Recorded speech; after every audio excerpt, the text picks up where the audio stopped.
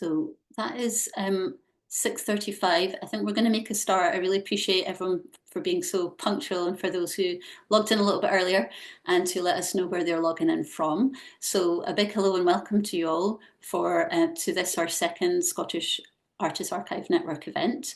My name's Saoirse Dallas and I'm the custodian of the Alistair Gray Archive and the Agnes Owens Archive, and alongside Tilly Hedden from the Wilhelmina Barnes Graham Trust, we've set up the Scottish Artists Archive Network last year, really as a way of building sector support for those of us who are mediating artists' archives across Scotland, really beyond the institutional border. This is our second webinar, so thank you all for joining us tonight. And as I sort of said before, but just to reiterate and do a wee bit of housekeeping before I introduce Ellie, if you could please make sure all your microphones are off during the presentation. There will be time at the end after Ellie's presentation to ask any question, and you can do that by coming off mute, raising your hand using your icon, or if for any of you who prefer not to pose the question directly, you can put it in the chat and I can ask it for you as well. Okay, thank you. So there's just a couple more people who've logged in just while I was chatting there, so I'll just quickly admit them now too. For anyone who's arriving later, if I could just ask you to make sure that your microphone is on mute, please, and we're going to just make a start. Okay, so thanks to everyone for coming. This is our second webinar of the Scottish Artists Archive Network, and I'm really gives me great pleasure to introduce tonight our speaker, which is Ellie Porter. So to give Ellie her introduction, she's an independent archive and legacy specialist working with artists and estates. She was previously head of programme at the independent charity Art 360 Foundation, which helped over 50 artists and their relatives preserve work for the future. Her collaborative endeavours have included exhibitions, films, events and archive-focused research initiatives with partners such as the International Curators Forum, Hauser Wirth Institute, the Showroom and the National Archives. In 2024, Ellie delivered events focused on art and place with Flat Time House, the Women's Art Library, Household Belfast, the Yasmin David Estate, the NewBridge project and Star and Shadow Cinema through the British Art Network. Alongside her independent work, Ellie is also managing Gifts and Bequests at Art Fund and delivering projects for the Whitechape Gallery. She's a trustee at the charity Daily Life Ltd, which is focused on the work of the artist Bobby Baker. Ellie will be discussing in her presentation tonight her experience of working with artists' archives during her time at Art 360 on its Scotland programme, working with artists including Claire Barclay, the Maud Salter Estate, Alan Dimmick and the Katie Dove Archive. As you've heard, Ellie has got real broad-ranging expertise in supporting artists' archives, and we're really delighted that she'll be sharing these insights with the network tonight.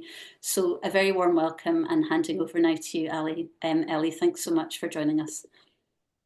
Thank you so much for that introduction, Saoirse, and it's really nice to see so many people here and some people I haven't seen for a while, so hi to those people, and a lot of people actually I'm working with right now, which is really exciting. It's also really brilliant to see this kind of network emerge, and I hope what I'm going to share will be helpful to people, and I've tried to consider a whole range of those who might be interested in thinking about artists' archives, so that includes the artists themselves, estates, archivists, people working in both domestic and institutional contexts. And I'm going to try and speak for around 35 minutes. I may be a bit longer, so I apologise in advance for that because it's really hard to condense some of the work I've done into a short presentation. Some of the elements I'm going to talk about are quite detailed, and the later examples are a bit more brief because I just wanted to signpost examples of archival practice which you may want to go away and look at afterwards in a bit more depth, because there is a lot of really exciting and innovative work happening in this field at the moment. So I've had to be quite selective, and this is not exhaustive, so there is a lot out there. So I'm just building on what Saoirse said, just to very briefly introduce myself and what I do. I work with artists' archives, so that's both living artists and artist estates. I first came to archives through my previous role as head of programme at the independent charity Art 360 Foundation, where I worked from 2017 to 2023. So I'm going to focus quite a lot of my talk on that work, and in particular the Scotland programme, which supported 11 artists and estates. So my experience with archives originates from a wider interest in artist practice and preservation. So I often don't really use the job title archivist, or quite describe my work in that way. I actually prefer really the idea of memory work because it feels a bit more applicable, a bit more expansive. And I know a lot of people are starting to use that term to describe what they do. So when I work with artists, I really want to structure the structure of the archive to reflect the body of material I'm dealing with as authentically as possible. But I also want the archive to be accessible to the primary user, which is often the artists themselves. So this approach was really encouraged at Art 360, and it is a model that has proven to be effective to those involved in the programme. So spending time engaging with archives during the 7 years I was at Art 360 transformed completely my understanding of how artists across different generations create work and how the ecosystems and wider context surrounding those practices have changed over time. The Art 360 programme also very much shifted the way I see the value of ephemeral material.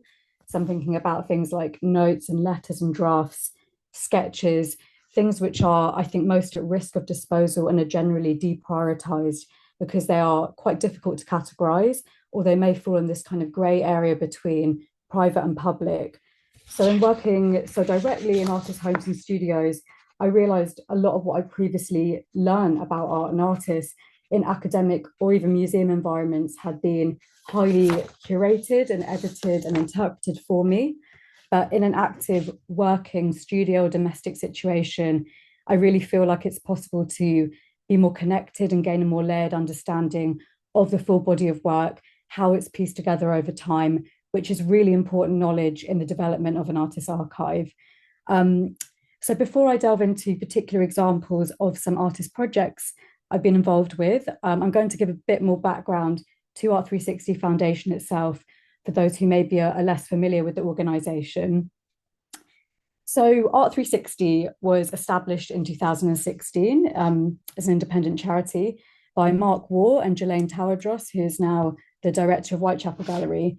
The charity emerged in response to a lack of provision towards the preservation and future safeguarding of artists' archives and legacies.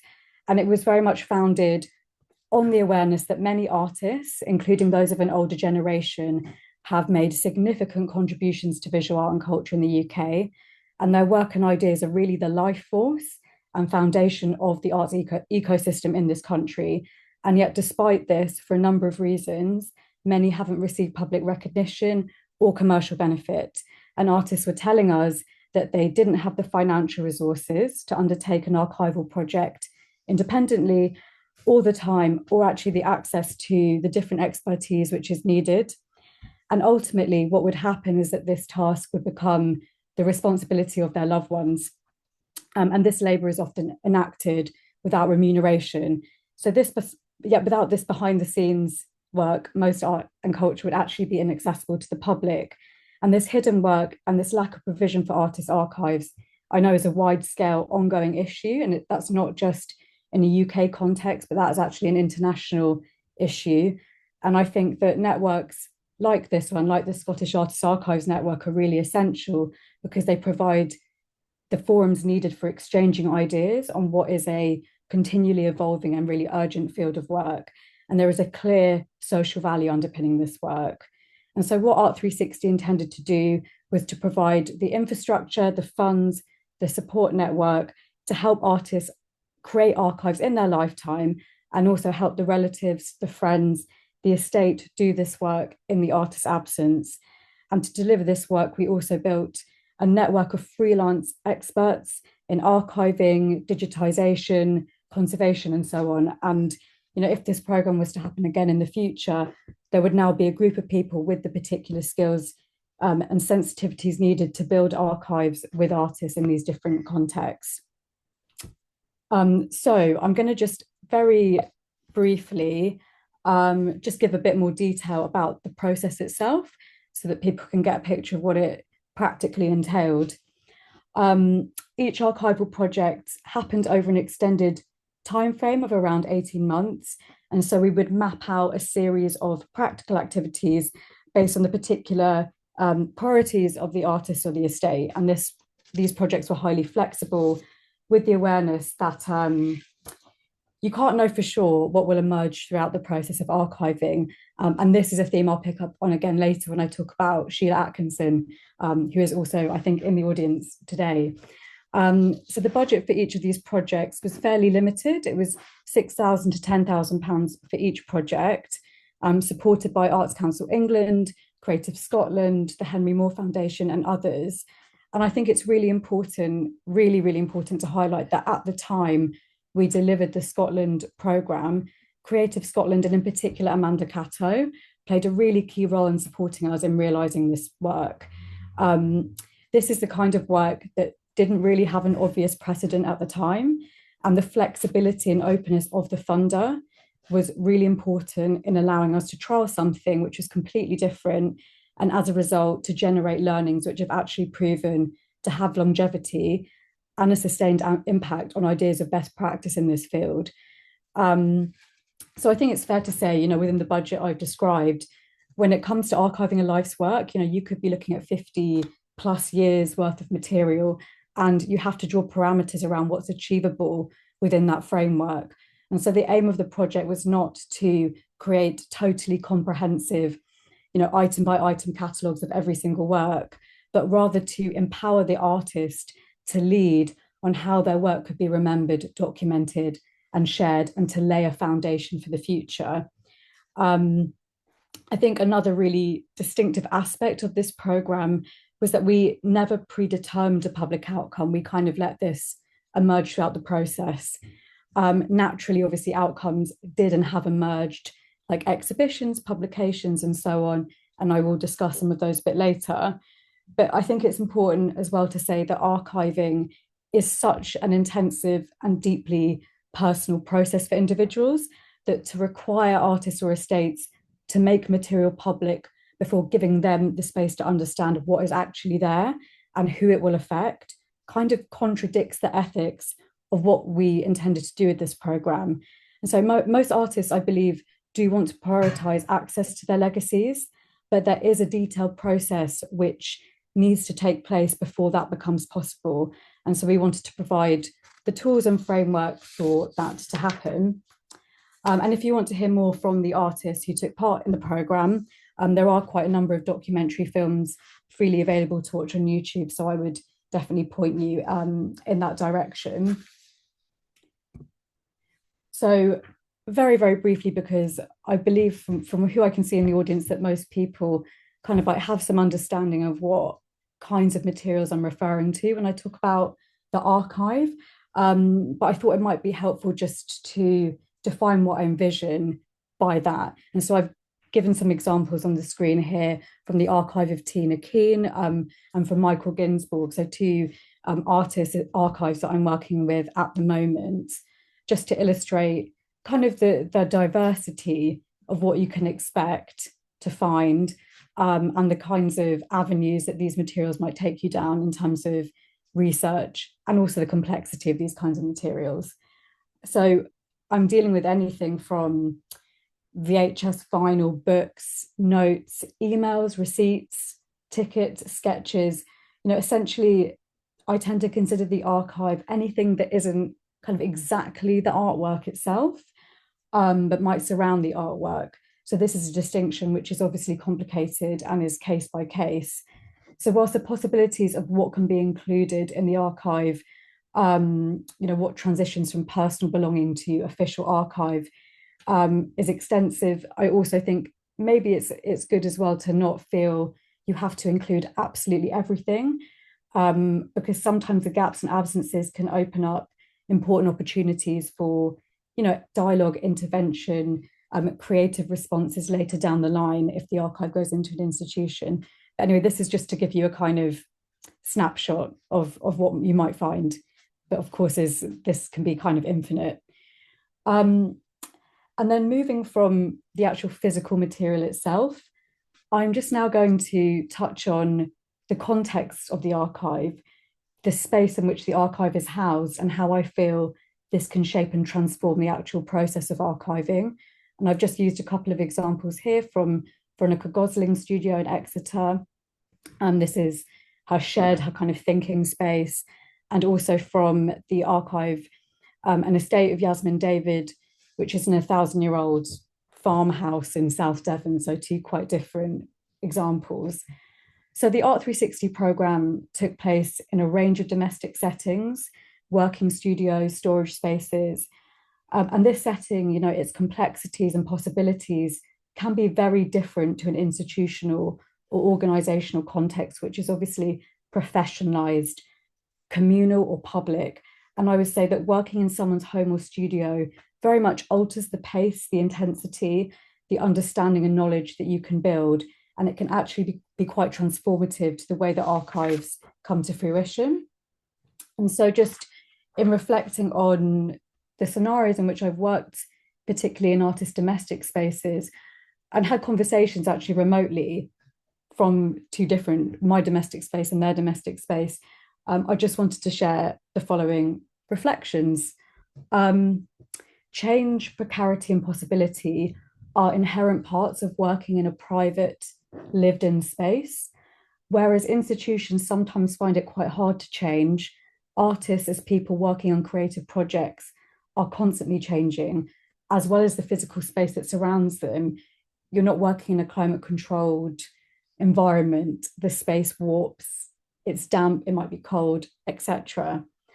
The critical difference between the artist's archive in the institution, I think, and the artist's archive in the home is that, of course, the home is designed for living, it's not designed for showing. So even if the home is absolutely immaculate, there's not a speck of dust, it's still a space which operates without the protocols and routine of an institution. Homes are spaces also used for the very, very personal, for eating, for sleeping, for washing, for socializing, private conversations. The relationships you build in an artist's archive can become more informal actually over time, and you become less of a stranger in the space over time, but it is never actually yours as an archivist. So you have to sort of be invited in and request permission. And at home, the archive is integrated with everyday life. It's not professionalized, again, no matter how well it's organized. And in that space, the artist and whoever they give permission has the power anytime to change the order of the archive, to share it with others, to hide it, to destroy it, and so on. It is really, I think, the definition of an unruly space, and in many ways could be considered sort of counter-archival space, with a much freer way of thinking and speaking, and it's inherently alive. I think there are also public archival spaces which are successful in embodying this. So now that I've given some background, I want to kind of, follow Art 360's ethos by centering artists' voices. And I'd like to bring into the conversation some artists I've worked with.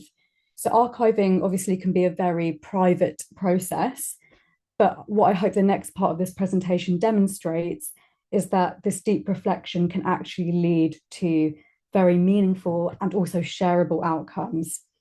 So I'm going to talk about Sheila Atkinson, who is an artist I work with through the Art 360 Scotland programme.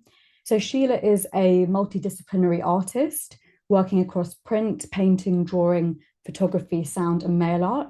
She has a studio at Wasps in Edinburgh. And I would also encourage you to watch Sheila's film on YouTube, which was produced by David Bickerstaff, where she actually delves into the experience of archiving, her practice, and where it originates.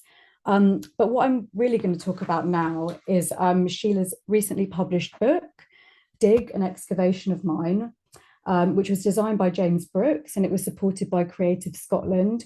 And the book was recently launched at the Fruit Market Gallery in Edinburgh. And you can purchase the book at the Fruit Market Gallery, at Edinburgh Printmakers, or actually direct from Sheila. And I would really, really recommend looking at this book, especially for artists embarking on a self-led archival process, because there's a lot of really helpful reflections in there. And the realization of this book actually followed an extensive process of archiving or looking back through Art 360 Scotland, in which myself and Sheila worked together over a number of years, and the archivist May Moss also helped shape an inventory list with Sheila, which contains hundreds of artworks and documents. And there are some particular points I wanted to draw to the surface from my own reading of Sheila's book, which I thoroughly enjoyed. I wanted to draw emphasis on the fact that the realization of the book, as I said, comes after a period of extensive and detailed excavation into the layers of Sheila's practice, as the title of the book indicates. And this is part of a deeply reflective process of looking back, gathering up, and connecting threads to lay the foundation for this particular moment of sharing. A key part of the archival process, I think, for Sheila, and I know she's here and maybe in the question Q&A part might have more to elaborate on this, but I think a key part of the process involved opening up the studio space and all that it held to archivists and others. And I believe this was a positively transformative thing to do in terms of sharing Sheila's work, and also for Sheila to independently manage this process of designing, curating, and writing for this publication. It is intentionally not a catalogue raisonné where every single item is listed. It's a carefully selected curation of works and reflections which facilitate an exchange between Sheila's practice and the perspectives and insights of contributors. So Althea Greenham from the Women's Art Library, Colin Greenslade from the Royal Scottish Academy, and the artist Stuart Duffin. And each essay engages with Sheila's work in different language from a different starting point. And it's really about opening up the work and the archive to the world and inviting in a response. And so the journey through the work is mapped out in the publication, as it's mapped out in the publication, also invites you, in Sheila's words, to see what emerges, which is very reflective of her own experience of archiving. And I'm showing Sheila's lenticular postcard left holding here, because I kind of think it resonates with the way the publication prompts deep thinking through language and very much opens this door into Sheila's practice without actually completely fixing or prescribing how you as the reader should define her work. So you could read this book several times and feel many different things. There's a multiplicity of interpretations which are facilitated by the book. And so with this in mind, I wanted to highlight a particular quote from Althea Greenham's essay. And Althea Greenham is the curator at the Women's Art Library. And as a side note, the Women's Art Library is a really exemplary of a live animated archive of artist work in an institutional context. So I would certainly point you in that direction. So some of the quotes on this screen, but I'm going to actually read it out in full because I think it emphasizes the value of continued engagement and interpretation over historicizing or kind of fixing and controlling a narrative. So this is Althea, these are Althea's words. In considering the effect of the great accumulation of artist documentation housed in the Women's Art Library, shelves, boxes, rows of files, stacks of posters and photographs, I wonder what transformation has taken place over the last few years of steady archiving that Sheila has undertaken.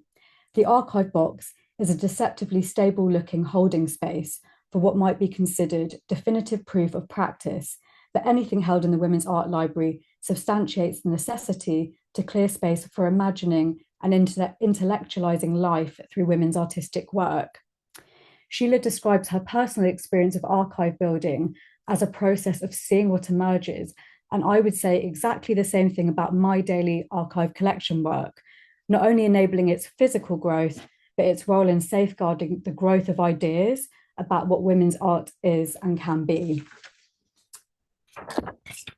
So I'm going to now, I also must definitely highlight this really brilliant film, Yes to the Work, the Women's Art Library, which Art 360 commissioned, and which was created by Holly Antrim, and includes, is kind of a capsule history of the Women's Art Library through the voices of intergenerational artists who've engaged with the space. So I would definitely encourage you to watch that, and you can freely watch that on YouTube. So now, just building on what I've described of Sheila's publication and experience of archiving, I'm also going to talk about Claire Barkley. So Claire is an artist I work with through Art 360 Scotland too. We had many conversations as the process for Claire unfolded. as well as with the archivist Rona Taylor, who played a really key role in that project. And so really, rather than over describe, Claire's experience for her, I think she does so really well in her own words. So I'm going to actually just read some quotes and just reference some of the ways in which Claire chose to approach the project. I think it's important to say that the complexity of archiving Claire's work is really based around the fact that it's often part of a temporary installation, it's site specific and has a very strong sensory dimension, including many materials. And so the act of archiving actually became integrated with creative and experimental approaches to sharing her practice through visual, textual, and tactile methods. And these quotes are from a series of booklets, which I have here. I've brought some props. So I have these here that Claire produced through the Art 360 program to make sure her voice actually helped to shape the narrative around her work. So one of the things that Claire did was produce a film with Marissa Keating. And this film was of Claire, documenting Claire actually installing her work at the Mac Belfast. And so she says, early on, it became apparent that the photographic documentation of works was limited in its ability to describe the experience of the work, its mood, its physical properties, the ways in which it triggered sensory and emotional responses. I came to realize that something other than documentary images was necessary to provide a more authentic record of my practice. And so she chose this approach to filmmaking, which is very collaborative between her and Marissa. And I think, often Claire had been filmed directly after an installation in a kind of hectic moment, whereas this film was produced in a very different way over a more extended period of time and is almost like an archival record. Another approach that Claire took was that she felt that she wanted to kind of preserve the material fragments of the archive. And so she produced these boxes, which are almost capsules of the artwork, intended to be touched and handled and somehow, I think, recreate the mood and sensory experience of her work, which is so integral. And so she says, central to my work is the importance of material exploration.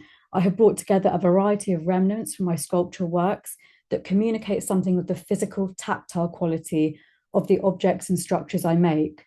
Some of these are contained within a series of archive boxes that enable access to a tangible experience of the work through touch. People can explore these directly in order to understand something of the textures, smells, and transformation inherent within my artworks that no longer exist. And finally, the booklets, which I think I just held up to the screen. Yeah, there's quite a few of them. They're really brilliant. So she says, when I embarked on the archive project, very little of my own voice was preserved within the material accumulated over time. I realized I wanted to write and reflect on past projects and influences. And I know also for Sheila that writing about her work has also been very important. And so what Claire did for the booklets was to revisit past work and write about it, to record interviews with people encountered over the course of her career, to retrieve personal accounts and draw on memories and details of experiences and circumstances that brought people together. So now that I've spoken in a bit more depth about to the artists I've worked with, I also wanted to share some examples of how different artists and estates have actually shared or created kind of public engagement with their archives in kind of contexts which sit somewhere between being in a public institution and being in a private space. So this example is of an open studio, which was organised by the Katie Dove Estate. And Katie Dove Estate was also a participant in Art 360 Scotland. You may be familiar with Katie's animations and her vibrant meditative work, which was rooted in an interest in art therapy, dance, and musical projects, such as the Glasgow-based band Muscles of Joy, which was composed of artists. She had a memorial exhibition at the Dundee Contemporary Arts in 2016, which was also shown at the Peer Arts Centre in Orkney. And Emma Dove, Katie's younger sister, was really key in managing and actually leading on this archival project, creating a database and also working with the curator Laura Plant to organise this really great open studio. This open studio was particularly effective because there was also interactive elements. For example, this slide making workshop, which recreated some of Katie's teaching methods and enable people to have a kind of hands-on engagement with the archive in the space. And the archive was actually displayed in a sort of accessible working studio in Dumfries, which was a low-cost space that Emma actually found through the process and is where the archive is housed. And I think that collaboration between the curator, Laura Plant, and Emma Dove enabled this experience to be quite transformative for the archive in the way that people maybe were able to spend time with and understand Katie's practice in the present. And there were also screenings of Katie's animations in the space too. So that's just an example of one potential way you can open up an artist's archive to also raise money as well. And then another example I wanted to draw on are convenings. And this is an example of a convening at the Yasmin David Estate at Luscombe Farm in South Devon. And I think convenings can be a really brilliant way of enlivening not only the physical materials, but the space in which they're held.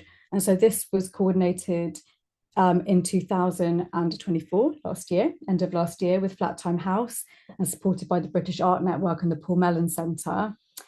The space is a private home, but it's the locus of Yasmin David's artistic practice for over 40 years. It contains hundreds of paintings, drawings, letters, other archival material. And the idea of the event was to kind of recreate the atmosphere of the house as it was in the 70s as a gathering space for thinkers, creatives, analysts, and others. And so we did that. We invited artists, curators, and others to respond to and reappraise Yasmin's work, but also to share and explore points of connection with their own work and practice. So it's kind of bringing the work into a contemporary context.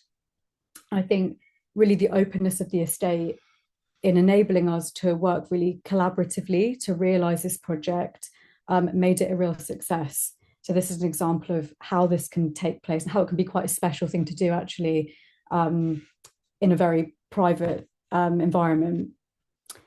And then another example of what you might consider doing are artist residencies or archival residencies, which could also take place in homes in domestic settings. I think with the right frameworks in place, this can be a really fruitful and exciting way of actually bringing younger generations into contact with the archive itself, but also as participants actually in the formation of the archive, kind of bringing in new ideas. And this is an example that happened last year with the Matthew Lanyon archive in Penzance, which is managed by the artist's wife, Judith Lanyon. And here's a picture of two residents kind of getting stuck into the archive. This proved to be a really successful experiment and has led to some really fascinating receptions from those who were engaged in this project, and those will be published online. So I just wanted to kind of highlight this as a model that can work really well with the right framework. Obviously, exhibitions or kinds of exhibitions can be a really interesting way of getting archives out into the world. The living archive has been a really important concept, which has gained a lot of traction over recent years. And I'd really recommend looking at this exhibition, Compost, Catherine Baum, Turning the Heap, which is at the Showroom in 2021. I think it's a really interesting example of how an archive of a socially engaged artist focused on co-creation and usership can be presented in a public setting. So composting is a metaphor which reflects the organic process of archiving to produce fertilizer, kind of like the concentrated material that will survive, become repurposed and evolve into new work. So with the theme of thinking about what emerges. It's kind of a similar approach, thinking about the archival process as something organic in which certain ideas will rise to the surface and become the key citation points, and others may not. So yes, I think the composting metaphor does relate to this idea of seeing what emerges. And the idea of this exhibition was to really flip the idea of a retrospective on its head and bring the behind the scenes activities of archiving into the public space. So you have the archivist Laura Calagaro actually physically archiving in a public setting. And you can find out a lot more about this project online, but there's also this really great publication. I have some props again, which I would also recommend taking a look at. So I'm almost there with my examples. I'm not sure how long I've been speaking. Apologies if I've gone way over time. But I also wanted to just draw attention to this project as well, Artist Legacies in the Museum, because study days, engagement and interventions with young curators, emerging curators in artist archives and studios can be really effective. And there are also great resources out there. So this was the Artist Legacies in the Museum project, which was focused on creating presence and visibility for Black British artists in museums. And the curators, Tosin Adiosun, Lauren Craig, Alinta Sara, engaged with the archives of Vanley Burke, the Maud Salter Estate and the Donald Rodney Estate in private context to then produce study days for museums, the museum participants. And that literally involved a whole range of really interesting things, like Vanley actually bringing his jackets and his archive into the Icon Gallery. There was a film produced with Alinta and Ada Cotton looking at sickle cell anemia and Donald Rodney's work. So there were a lot of interesting things that came to fruition through the curator's engagement with these archives, and the toolkit is available online to look at. And finally, I think it's also really important to highlight the value of creative interventions in larger civic archives as well. And I would also just point you in the direction of this online conference that we organised, which was about bringing artists really into the institution to disrupt the neutrality and consider different materials of their choosing from different perspectives. So we invited visual artists Rashi Rajguru, Max Coulson, Nina Wakeford, Julia Ingle to engage with the archive, to choose material and present their experience as part of that conference. And it's a really interesting series of very different responses to that archive. And it shows how smaller artist-focused organisations like Art 360, for example, can partner with and embed their models into larger institutional structures. So this is almost the final slide, and this is just kind of my advice or the things I think about when I imagine the living archive. And I'm just going to read these out to kind of summarize my thoughts and kind of what I've learned from being in different institutional domestic archival spaces, what I think is important for kind of keeping that material alive and relevant and resonant. I think it's important to provide scope for encounters with materials and narratives, which are not predetermined. Like, people have to be able to come into a space not knowing what they're looking for and feel comfortable and inspired. It's important to create a space where you can just look without being looked at. It's important to reimagine the archive as a creative social space that facilitates engagement beyond just study and contemplation, to make materials easily findable and referenceable, but avoid locking them into singular historical narratives, to develop archival structures that are flexible to change in language and perceptions as they shift over time, to prioritize handling and other sensory engagement over just looking, to welcome difficult material by having clear ethics and methods for managing that material and creating access to it, to embrace the fragmentary, partial nature of all archives and recognize this as an opportunity to invite creative responses to both the traces and the absences, to acknowledge the value of the ephemeral and the unprecious. And so finally, I'm just going to leave this really nice quote by Claire Barkley on the screen, which I hope gives people a sense of encouragement to kind of just embark on that process of archiving without feeling kind of too restricted or pressurized by all of the different archival rules that exist. Because the artist archive is naturally, I think, quite an unruly and creative space. And that's all from me. Thank you so much, Ellie. I've been fortunate to hear you speak several times, and I always learn something new. So thank you. It's always really hugely inspiring to get your insights of, practically working and supporting artists. And I think what always comes through for me is that idea of, which is something I'm really interested in. How do you reflect creative practice, and also how that can be a collaborative effort, often with the artists, the mediation from a curatorial perspective, but also from the archivist perspective too. And also, how can you create that space for others to come in and these encounters, which are sometimes unpredictable, that you can't often plan or plan for release, kind of incidental and the spontaneous too. So thank you so much. I guess before I'm going to open up for questions, but I know there'll be a range of different people joining us tonight, from archivists, from more curators, from artists themselves. Is there any sort of practical top tips that you could give to people who are about to maybe embark on starting to create a listing of their own material or of others? Where would you kind of make a start, and what encouragement would you kind of offer them to kind of not be overwhelmed and to dive in really? Yeah, I think that naturally, especially if an archival project is self-led and you're dealing with your own work, doing that independently and on your own is overwhelming. And I think that is a completely natural response to facing or looking at, like decades worth of work. And what I would suggest is to try and bring other people into the process initially, because it's not just about the practical work, it's about the conversations about the work. It can be really confusing when you're dealing with material that's kind of related to the work and really important, but not actually the work itself. And how you define that and understand the value of that emerges through dialogue and over time. And what I would say on a practical level, that's kind of on an emotional level, kind of what I would suggest. On a practical level, I would say that you have to work within the resources you have. And something as simple as a spreadsheet is enough. It really is enough. Like you don't have to do anything, and I wouldn't recommend doing anything overly complicated in the first instance.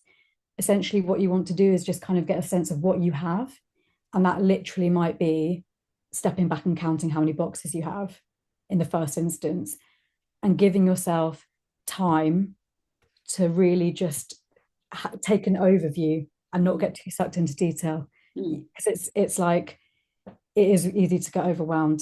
And I think you kind of can't do everything in 5 days. You have to do things in like a day here, a day there, pace it out, because it's intense work.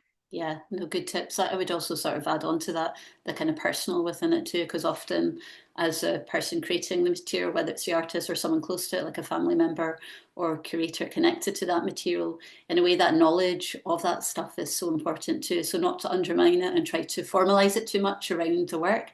It's often the incidental stories and the connections within it that I think offers huge possibilities for others to potentially creatively respond or academically respond further down the line too. So it's those incidental spaces which I think always comes through in what you present, Ellie. It's giving those gaps, isn't it, and always observing, having spaces for others to sometimes fill that, and to that often can be subjective and creative too. Totally. Yeah. Okay, does anyone want to come off mute or put your hand up or put a question in the chat? It would be lovely to hear your thoughts, and it's a great opportunity to, obviously we've got Ellie here for a little bit longer this evening if anyone wants to ask her a question directly about some of the things she's spoken about, or other things. Hi Tilly. Hello. Thanks so much, Ellie. That was really fantastic. Really enjoyed listening to you talk. I just wondered if, when you've worked with people creating their archives, if they've had a particular audience in mind for their archive, and if they have, if it's a helpful thing to have in mind when you're creating that archive as to sort of who you're creating it for. Yes, I do think that's really helpful to have in mind. I think it's a really, I think it's almost like quite a speculative question in a way, because if you're thinking about public audiences, I mean, that could be, there are so many different publics, and there are so many, and audiences and what and how they might engage with archives is going to change so drastically as technology evolves and over time.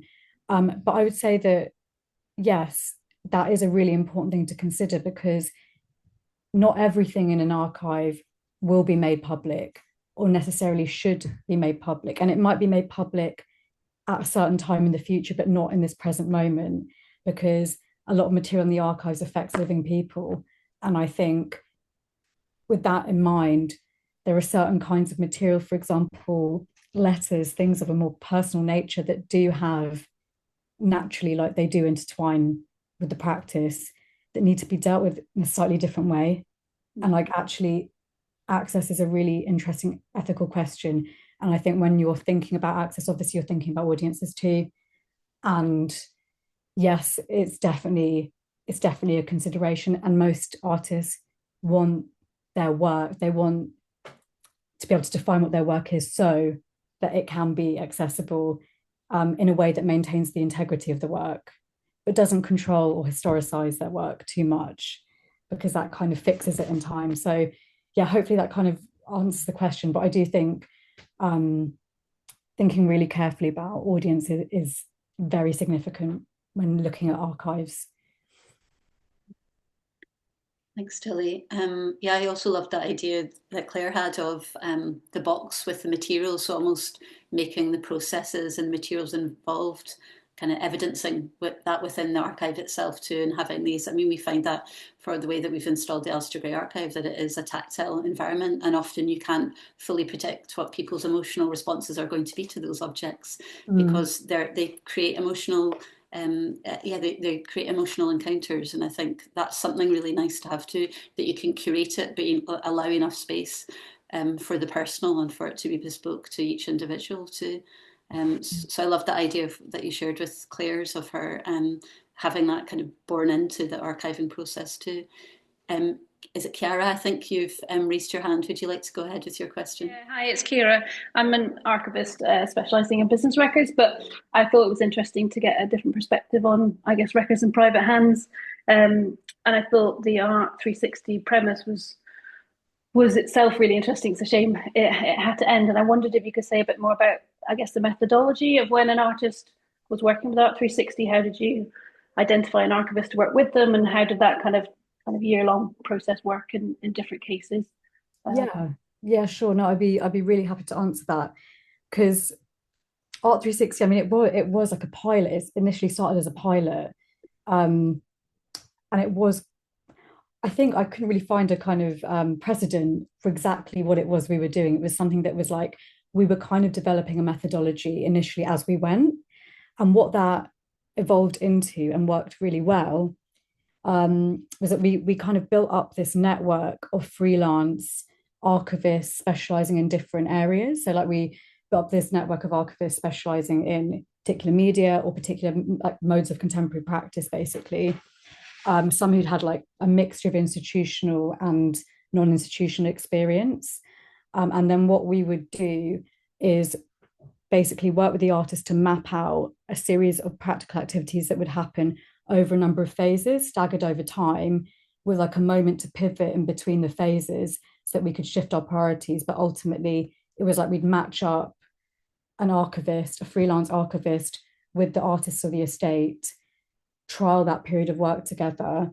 And then that normally what would happen is the archivist would deliver the work in the home over a period of time, basically. And sometimes there were other things that happened, like we would outsource digitization and so on. So we kind of essentially through Art 360 built this like really interesting UK-wide network of freelance specialists who then actually came together as the expanded archives network, which was then picked up by Hauser Wirth Institute in New York. And we did like kind of like UK US events and networking and stuff. So that's kind of like our methodology was very flexible, but ultimately we very much worked with a range of freelancers who do like a period of work over a number of days, basically.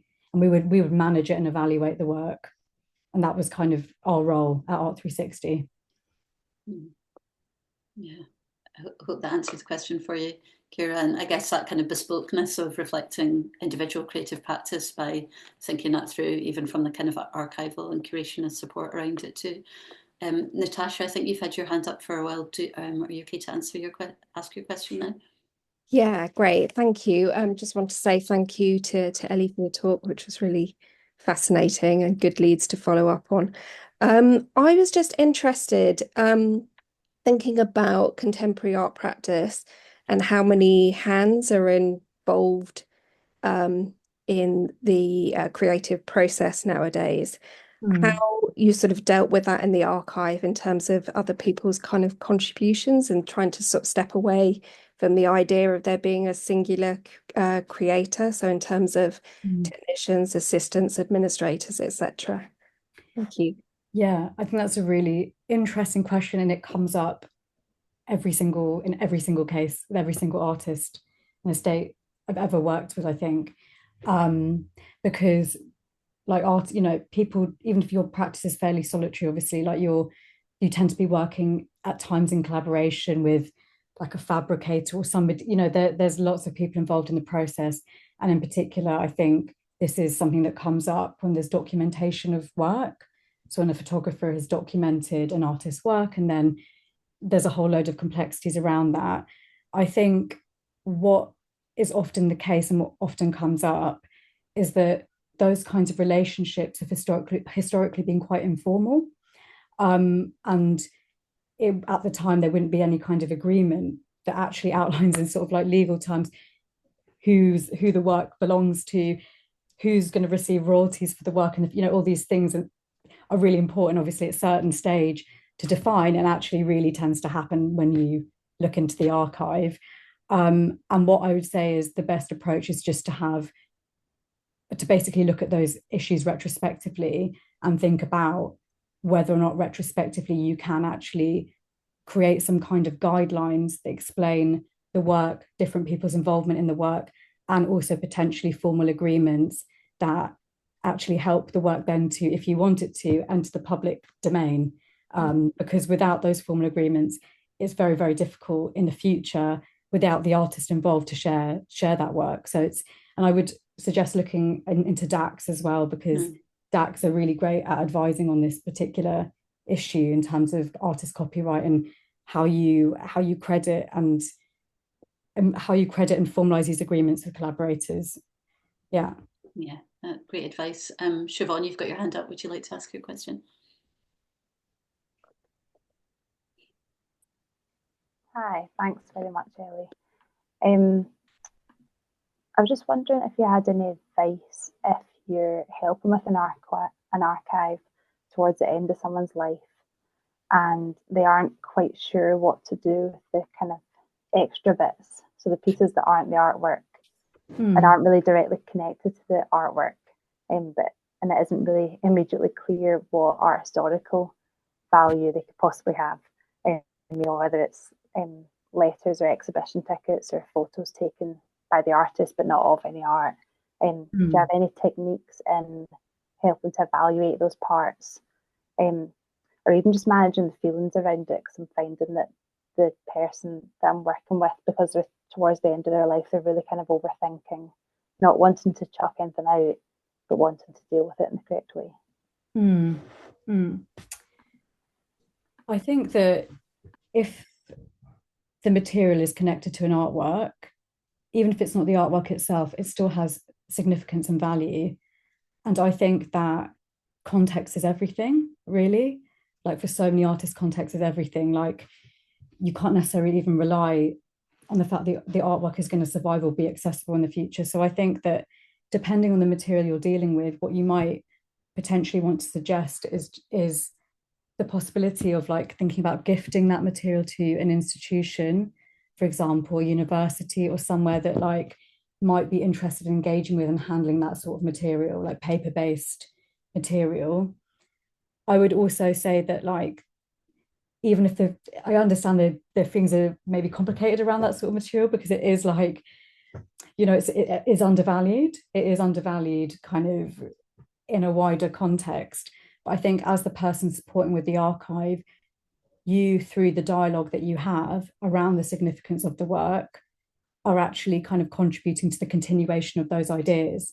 So it's like, even if that material doesn't necessarily survive for like the next 50 years, you as an artist, as Siobhan, the artist as well, like, you know, through the conversations that you have and through the work you do, you're actually kind of continuing the ideas which outlast the physical material. So it's like, even just having this conversation now is still a way of continuing a legacy, if you know what I mean. So I think you can kind of also explain that like it's not all material, it's not all about the material, and that the ephemera is still valuable. And I would suggest, in a practical sense, maybe potentially gifting could be an interesting idea to a public institution, depending on what's there. Thanks. Yeah, good advice. Yeah, best of luck with that, Siobhan. Obviously, there's others, I'm sure, in the network, and I'd definitely be happy to have an informal conversation with you about anything like that too. If you want to reach out, that's partly what this network's all about, is trying to, you know, there's so many nuances. I think that really came through from what Ellie was talking about too. Creative practice is multifaceted. There's no one right approach, and it's often going in with that approach to what is a salient part of that creative's output and ideas that you want to try and capture that is meaningful in terms of trying to embed and reflect it in the archival process, but in also how you want to unlock and engage it with others, and that can be very bespoke. So what maybe some things, you know, elements might not be considered archival for other contexts could be really appropriate and relevant to the person that you're dealing with and referring to too. So yeah, please feel free to reach out if you want some wider support from that going forward. Has anyone got any other questions? I'm aware we're just a little bit over time. If not, I would just like to, I hope you join with me in thanking Ellie for just incredible insights and overview, but some really practical tips and advice and resources, which again we'll share going forward on the network over the next week or two, and we'll be making this recording available for you to look back on and share going forward as well. So thank you everyone for joining tonight. A big thank you to Ellie for her insights, and also to say that we have got some other webinars planned over the forthcoming months. If you just keep an eye on social media and also on the website, we'll be posting those as and when we get them booked in. We're a little bit slow off the mark in 2025, but we hopefully will have a few dates confirmed in the next week or two. But thank you so much, Ellie. Again, thank you all for joining, and keep in touch. Thank you. Thank you so much, everyone, for joining. Yeah. And really nice to see everybody. Thank you. Yeah, thank you. Thanks again.